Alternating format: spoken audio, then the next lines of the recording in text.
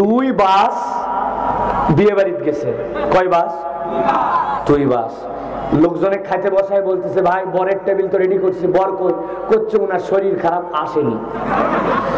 এখন বর শরীর খারাপ আসেনি এই কথা যদি শোনে, তাহলে মেয়ের বাড়ির লোকেরা বরযাত্রীদের খাওয়াবে, যদি খাওয়ায়ও বাইন্দে উঠবে, কেলাকেলি করার জায়গা পান না। বর ছাড়া খাইতে আসছেন, হুঁশ কোথায় আপনাদের, ঠিক না? আমার বক্তব্য, এই মাহফিলকে টার্গেট করে দোকান হয়েছে, মাহফিলকে টার্গেট করে মেলা হয়েছে, মাহফিলকে টার্গেট করে বিভিন্ন আয়োজন হয়েছে। তো আপনি কেইসা মুসলমান যেইটা টার্গেট করে, যেই বরকে টার্গেট করে সব আয়োজন, আপনি হতভাগার কপাল পোড়া সব করলেন আর মাহফিলে আসলেন না, তাহলে আপনি এরকম ব্যাককল বরযাত্রী, ঠিক না? এই অঞ্চলের মানুষটা তো ব্যাককল না। এই অঞ্চলের মানুষ এরকম না জীবনে পাঁপড় খায় নাই, জীবনে জিলাপি দেখে নাই। এইরকম যারা আছে ওরা খাগ্গা, ওরা জন্মের খাওয়া খাক। আপনারা মনে করেন না আব্দুল্লাহ সাইফুল্লাহ ভাই মাঠে লোক কালেকশন করতেছে, এই অভ্যাস আমার নাই। আমার সামনে আল্লাহ 10 লাখ লোক হাজির করেন, আবার 200 লোক আল্লাহ হাজির করে। তবে 10 লাখ লোকের জন্য যে ওয়াজ, 200 লোকের জন্য একই ওয়াজ। খালি মাইকালা থাকলেও যা নিয়ত করে আসছে পুরাটা বলে যাব, লোক নেওয়ার চিন্তা নেই। অনেকদিন আগে আমি একবার হজে ছিলাম, গাবতলির পাশে আমার বাড়ি। ফেসবুকে দেখি গাবতলির হাটে একটা গরু উঠছে, গরুর দাম 20 লাখ। চারটিখানি কথা ভাই। গরুর মালিকের নাম সুন্দরী বেগম, মহিলার গরু। আমি চিন্তা করলাম, সুবহানাল্লাহ, আমার তো 20 লাখ টাকার গরুর কেনার সামর্থ্য নাই, তবে আমি হজে না থাকলে 10 টাকা দিয়ে অন্তত 20 লাখের গরুটা চোখ দিয়ে দেখতাম যে কেইসা গরু রে। কিন্তু আমি আর দেখতে পারি নাই। ওই গরু পরে 17 লাখ টাকায় বিক্রি হয়েছে। গুলশানের এক লোক কিনে নিয়ে গেছে। যাওয়ার সময় যেই ট্রাকে করে নিয়ে গেছে, ওই ট্রাকের ভাড়া হচ্ছে 50,000। গরুর দাম কত? যারা বুঝতেছেন কথা বলেন ভাই। আর ট্রাক ভাড়া, ওই হাটেই এক ভ্যানালা আসছে, গত বছর নিয়ত করে আসছিল যে আল্লাহ মাসালে 1 বছর টাকা জড়ো করে আমি একটা কুরবানি দিব। ভ্যানালা 1 বছরের টাকা গুনে দেখে 10.5। কয় হাজার? বহুত সাহস করে আসছে, আসে দেখে 10.5 টাকায় কোনো জেতা ছাগল হয় না। অনেক গরুর সাথে ছাগল আবার উপহার দিচ্ছে। তো অনেক হিসাব কিতাব করে ধার দেনা করে আর 2000 টাকা ম্যানেজ করে 12,000 টাকায় কোন রকম একটা ছাগল কিনছে।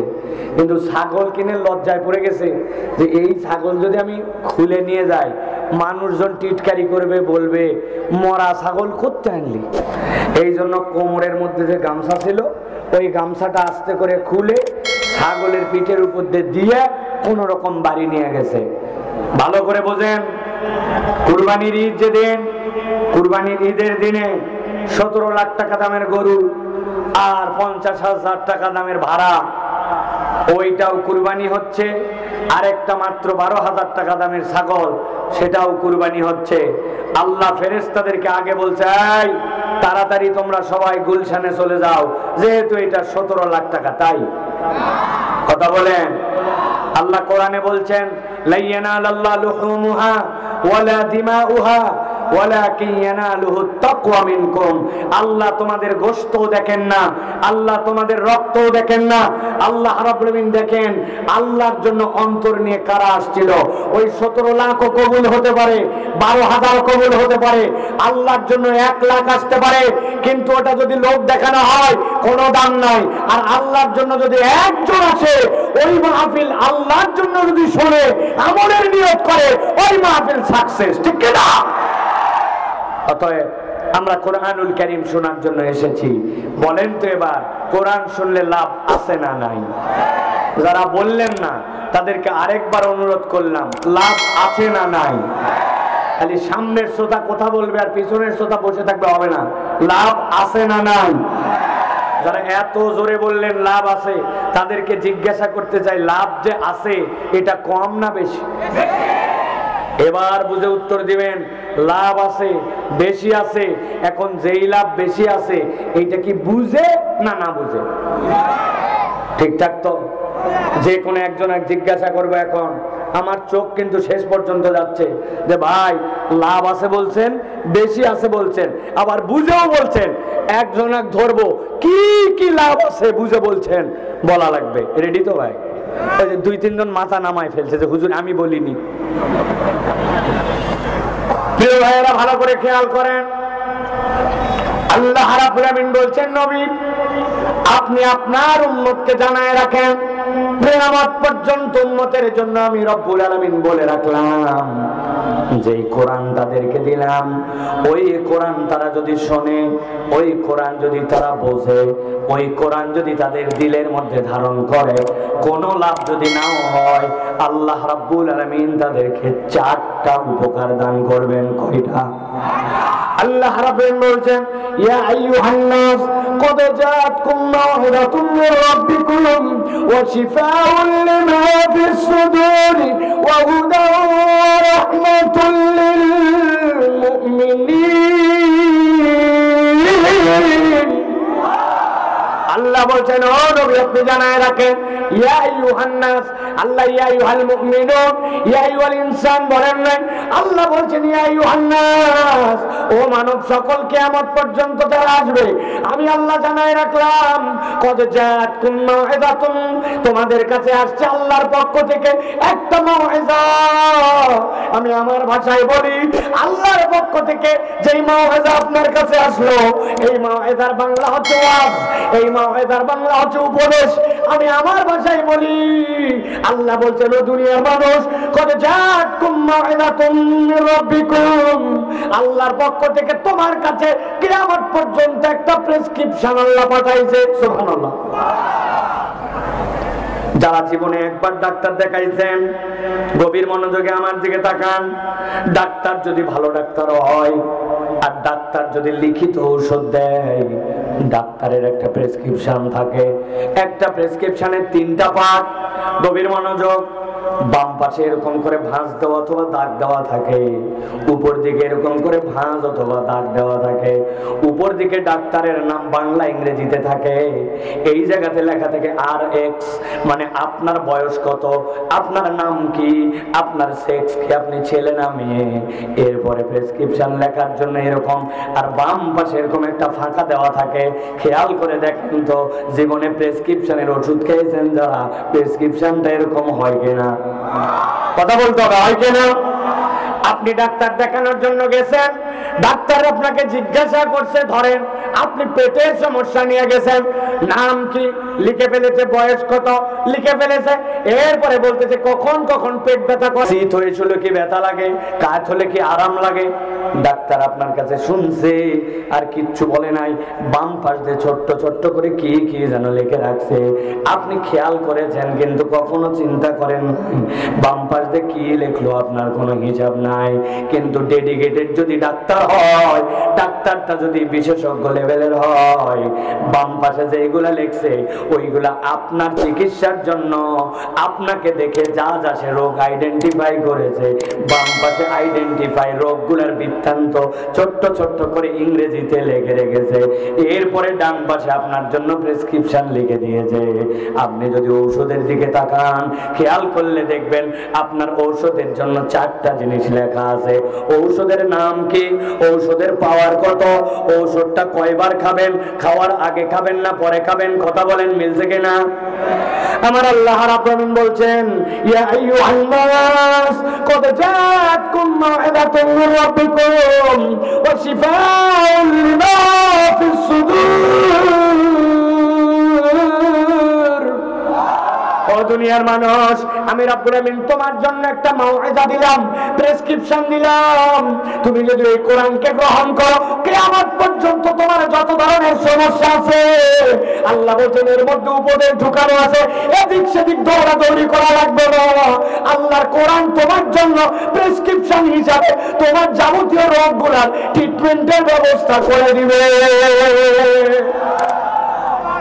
কোন এক মুরব্বী আমার কাছে এই কথা শুনে দৌড়ে আসছে, বাবাজি বড় বড় লেকচার দিচ্ছ, বাম পাশে মাজার ব্যথা আর ঘাড়ের এই জায়গাটা দাউদ, মেলা দিন সারে না, কোরআনের কোন জায়গায় ট্রিটমেন্ট আছে একটু বাইর করে দেখাও।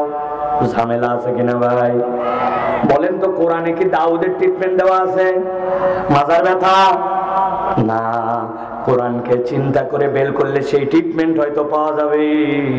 কিন্তু আল্লাহ এবার বলছেন এই কোরআন যে তোমার জন্য প্রেসক্রিপশন, তবে সব রোগের জন্য নয়।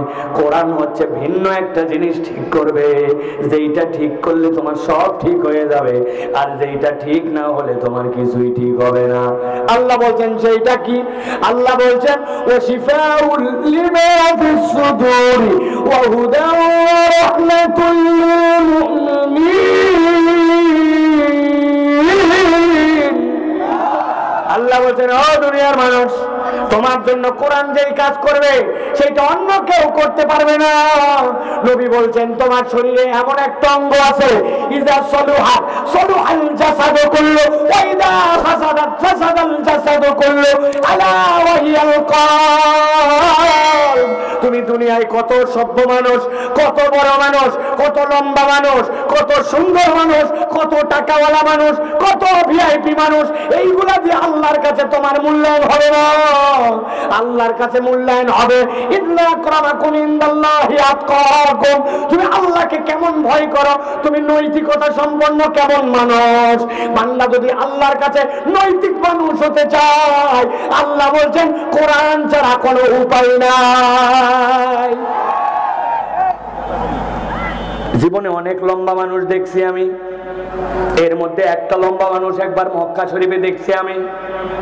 আব্বা আমাকে বলে দিছে তওয়াফ করার সময় ডান বামে যত লোক ভিড়াভিড়ি করুক, যতই ধাক্কা দেখ ঘুতা দেখ, পায়ের মধ্যে ঘুতা লাগুক, কেউ ইচ্ছা করে এগুলা করে না।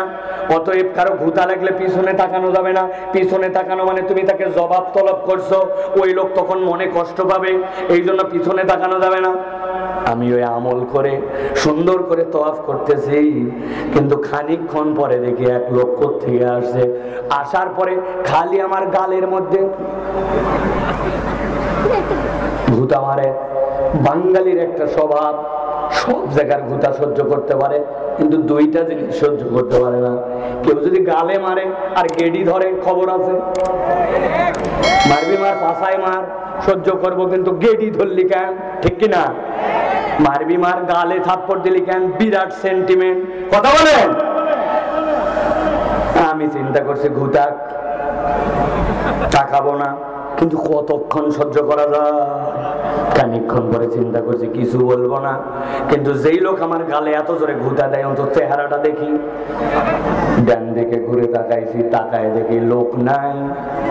কি রে ঘুতাই কিন্তু লোক নাই কেন? তাকায় দেখি এহরামের ফাঁক দিয়ে ওর নাভি বার হয়ে আছে, ওর পেট দেখতে পাচ্ছি।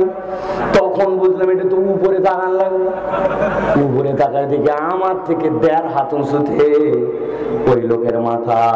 খানিকক্ষণ পরে খেয়াল করে দেখলাম আসলে ওই লোক আমাকে ঘুতায় না, আমি ওর তুলনায় এত বাটু, তুই স্বাভাবিক চললেই আমার গালে ঘুতা লাগে। কেইসা লম্বা। আবার অনেক সময় কালো মানুষ দেখছি, আপনারা দেখছেন কিনা? একদিন টিভির মধ্যে খেলা হচ্ছে, এক জায়গায় তাকায় আছি, তাকায় দেখি কি রে, খানিকক্ষণ পর পর খালি আলো জ্বলে আর বন্ধ হয় টিভির মধ্যে। ব্যাপার কি? অনেকক্ষণ পর খেয়াল করে দেখি আসলে আলো জ্বলে না, ওই প্লেয়ার হেলমেট পরে আছে, হেলমেটের ভিতর দিয়ে সুইংগাম চিবায়, যখন দাঁত যখন বের হয় তখন একটু আলো জ্বলে, বাকি সময় অন্ধকার। ওয়েস্ট ইন্ডিজের প্লেয়ার। দেখছেন নি ভাই? বুঝানোর জন্য, মাথার মধ্যে ঢুকাই দেওয়ার জন্য বললাম দুনিয়াতে কত লম্বা আছে, কত সাদা আছে, কত কালো আছে। আল্লাহ বলছেন এইগুলা একটাও জান্নাতে যাবার অথবা না যাবার মানদণ্ড নয়। জান্নাতে যাবে সে আল্লাহর কোরআন অনুযায়ী ফিটনেসের সার্টিফিকেট পাবে। যে ঠিক না? একটা উদাহরণ দেব যুবক, দিনাজপুরের যুবকরা মনোযোগ দিয়ে মনে রাখবে, সারা জীবনে উদাহরণ ভোলা যাবে না। আমি যদি পরে কোনোদিন কোনো মাহফিলে যাই এই উদাহরণ দেই, বলবে হুজুর আগেই শুনছিলাম একবার, নতুন কথা বলেন, ঠিক কিনা? এক ছেলে পেপার পড়তেছে, পড়ার সময় খেয়াল করে দেখে বাংলাদেশ সেনাবাহিনীতে লোক নেবে, তবে যেমন তেমন লোক না, সেকেন্ড লেফটেন্যান্ট কমিশন র্যাঙ্কে লোক নেবে। সেনাবাহিনীতে যদি কেউ সৈনিক হিসাবে ঢোকে, যত তার র্যাঙ্ক হোক, যত মর্যাদা বাড়ুক, ওয়ারেন্ট অফিসারের উপরে আর উঠা যায় না, জানেন আপনারা। কিন্তু আপনি যদি সেকেন্ড লেফটেন্যান্ট দিয়ে ঢোকেন, কমিশন র্যাঙ্ক পাইতে পাইতে আপনি সেনাবাহিনীর প্রধানও হইতে পারেন। ওই ছেলে দেখছে কি কি যোগ্যতা। 1 নম্বর যোগ্যতা চাইছে এসএসসি, এইচএসসি অথবা দাখিল আলেমে সেকেন্ড ডিভিশন থাকা লাগবে, গোল্ডেন এ প্লাস, 6 ফিট লম্বা, থানা ক্লিয়ারেন্স আছে, দেখতে শুনতে বিশাল ফিগার। ভালো করে খেয়াল করেন, কাগজ দেখাও। এসএসসি এইচএসসি তে দারুণ রেজাল্ট, ওকে। এবার যাও সামনের ডেস্কে যাও, যাওয়ার পরে থানা ক্লিয়ারেন্স দেখাও, হ্যাঁ থানা প্রত্যয়নপত্র দিয়েছে, কোনো মামলা নাই তার নামে, বংশের নামে, ওকে। এবার বলছে খালিগা হও, খালিগা হয়ে ওই যে তার দড়ি দিয়ে টানা দেওয়া আছে, 5 ফিট 6 ইঞ্চি হাইট, ওই জায়গায় যায় মাপ দাও। ওই জায়গায় যেই না দাঁড়াইছে, এই বেটা তো 6 ফিট, ওর নাক বেঁধে গেছে দড়ি, বলছে তুই এত লম্বা, নিচ দিয়ে যা, নিচ দিয়ে গেছে। এবার বলছে খালিগা হও, হাত দুটার সামনে দিকে সোজা করো। যেই হাত দুটার সামনে দিকে সোজা করতে বলছে, ডান হাতটা সোজা, বাম হাতের এই 4টা আঙ্গুল হালকা একটুখানি বাঁকা। যেই বেটা ওনার পরীক্ষা নিতে বলছে বাম হাত সোজা কর, বলছে স্যার জন্মের থেকে আমার 4টা আঙ্গুল একটুখানি বাঁকা, এছাড়া সব ঠিক আছে আমার। বুঝে থাকলে বলেন, দিনাজপুরের মুসলমান, 6 ফিট লম্বা, ওইটাতে গোল্ডেন এ প্লাস, থানা ক্লিয়ারেন্স আছে, দেখতে হৃষ্টপুষ্ট, কিন্তু বাম হাতের মাথার 4 আঙ্গুল যদি ভাঁজ থাকে, ওই লোককে কি সেনাবাহিনীতে নিবে? যারা বললেন না ঘুমায় গেছেন, ওই লোককে কি সেনাবাহিনীতে নিবে? দুঃখের একটা জায়গা আছে, কতকগুলা চালাক, কতকগুলা ধান্দাবাজ, কতকগুলা 2 নম্বর।